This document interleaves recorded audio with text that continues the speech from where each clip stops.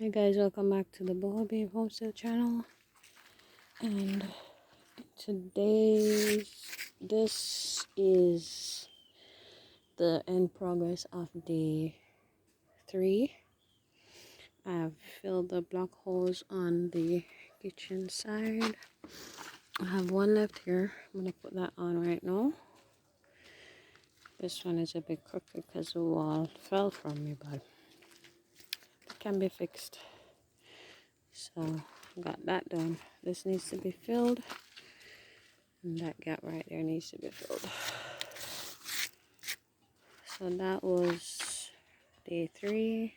Today is, yeah, that's day 3.